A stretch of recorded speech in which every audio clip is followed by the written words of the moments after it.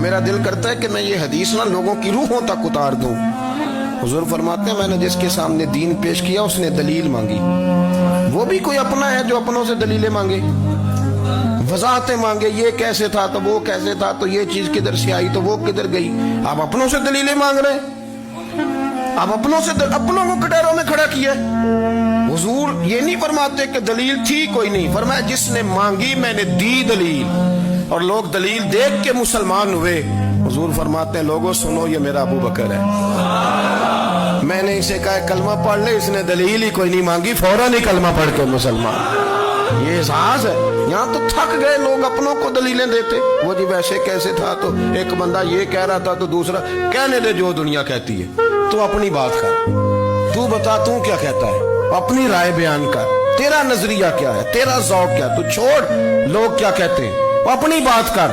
اگر ابو بکر صدیق لوگوں کے کہنوں پہ چلتے تو مکہ تو سارا کچھ اور کہہ رہا تھا، اس وقت تو کچھ تھا ہی نہیں جو کہتا کہ نہیں تو ٹھیک چل رہا ہے، دنیا ساری کچھ اور کہہ رہی تھی، لیکن صدیق اکبر کہہ رہے تھے نہیں نہیں، سچ وہ ہے جو مدینے والے رسول فرماتے ہیں، سچ وہ ہے جو میرے آقا نے فرمایا ہے۔ اپنی زندگی میں انہوں نے بتایا لوگوں کو کہ دین کا مزہ لینا ہے تو پھر ذرا غلامی کر کے آتا ہے، پھر ذرا پورا پیار کر کے آتا ہے، پھر پوری محبت دے کے پھر غلامی کا مزہ۔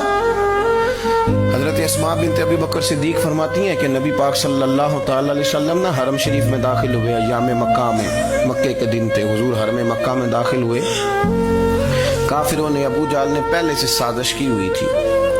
جیسے ہی حضور اندر داخل ہوئے تو شور کرنے لگا، کہنے لگا یہ تمہارے بتوں کو برا کہتے ہیں اور تمہیں شرم نہیں آتی، یہ تمہارے معبودوں کو گالی دیتے ہیں، معاذ اللہ یہ برا کہتے ہیں، میں خیال نہیں آتا۔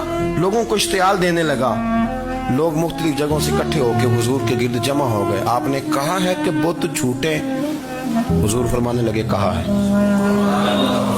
آپ نے کہا ہے کہ یہ کچھ نہیں کر سکتے، فرمایا کہا ہے۔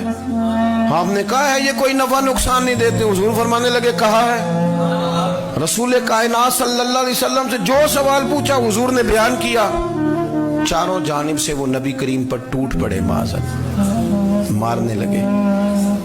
حضرت صدیق اکبر گھر میں بیٹھے کھانا کھا رہے تھے، کسی نے کہا ابو بکر وہ تو حرم میں حضور کو مار رہے ہیں، نہ سر پہ ٹوپی نہ پیروں میں جوتا۔ ابو بکر دوڑے، سر پٹ دوڑے، بھاگے۔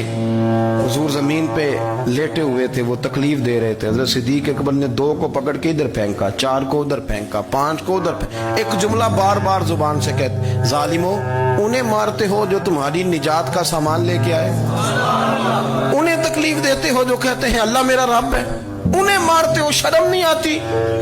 اب انہوں نے حضور کو چھوڑ کے تو جناب صدیق اکبر کو مارنا شروع کیا۔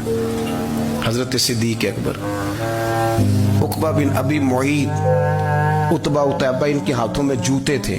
آج کل جوتے وہ نہیں ہوتے جو زمانے میں تھے، جوتا ہوتا تھا لکڑی کا، کھڑاؤں کہتے تھے، وہ جوتے پکڑ لیے اور جناب صدیق اکبر کے سر پہ مارنے شروع کیے۔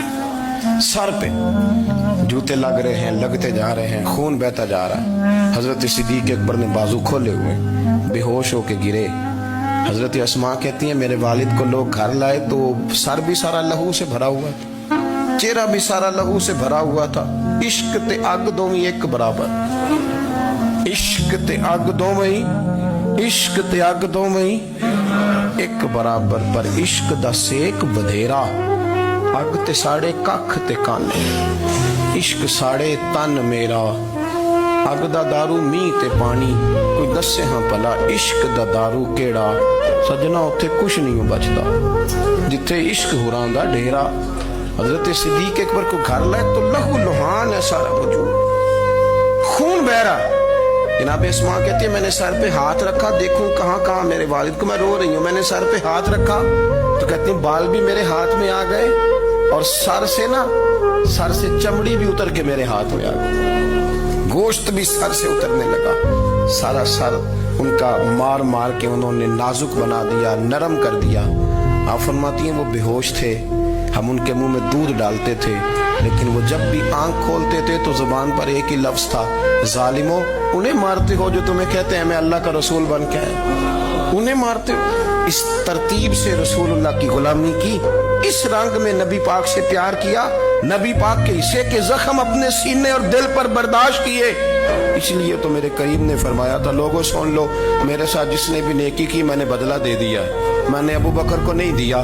میں ابو بکر کا ہاتھ پکڑ کے اللہ کی بارگاہ میں لے جاؤں گا. میں کہوں گا مالک اس نے بڑی نیکیاں کی ہیں, تو ہی اسے اجر عطا فرما. میں لے کے جاؤں گا, کہوں گا اے اللہ تو دے اسے اجر, اس نے بڑی نیکی کی, اس نے بڑا پیار کیا, اس نے میرے ساتھ بڑی محبت کی, اس نے بڑی غلامی